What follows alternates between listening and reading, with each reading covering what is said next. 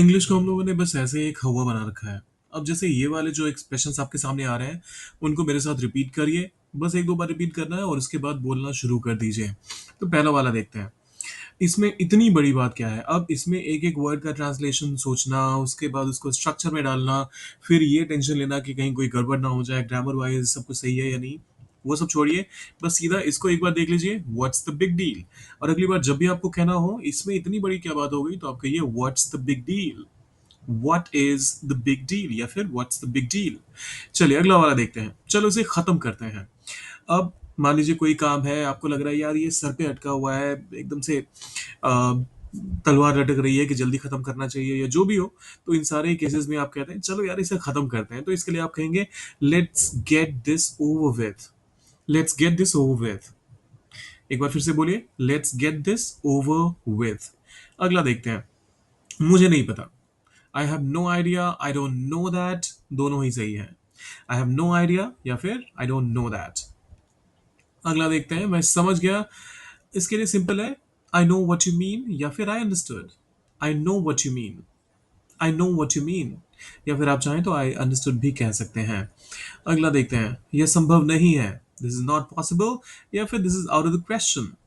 That's out of the question.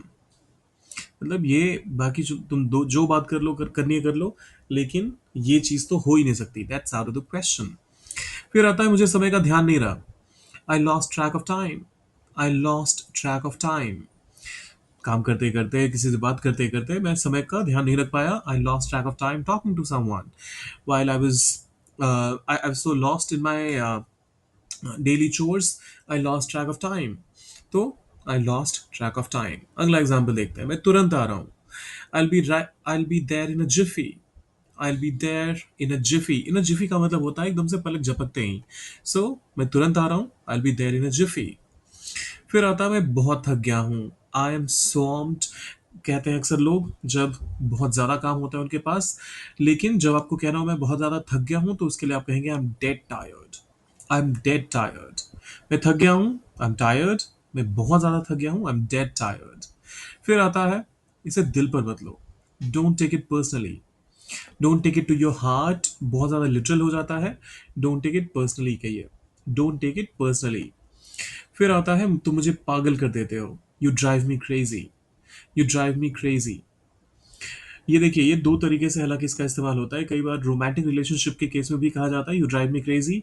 और कई बार जो सच में कोई इंसान होता है ना कि आप का लिटरली मेंटल लेवल का पेशेंस का टेस्ट लेना शुरू कर देता है, तो उस केस में भी आप कहते हैं यू ड्राइव मी क्रेजी।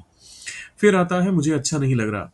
अब इसकी इंग्लिश क्या होगी सोचिए जरा, डालिए उसे कमेंट बॉक्स में। और जाने से पहले आप क्या करेंगे, सब्सक्राइब, लाइक और शेयर, ये आपके लिए फ्री है, मेरे लिए बहुत बड़ा इंकरेजमेंट, तो करके जाइएगा। मिलते हैं जल्दी।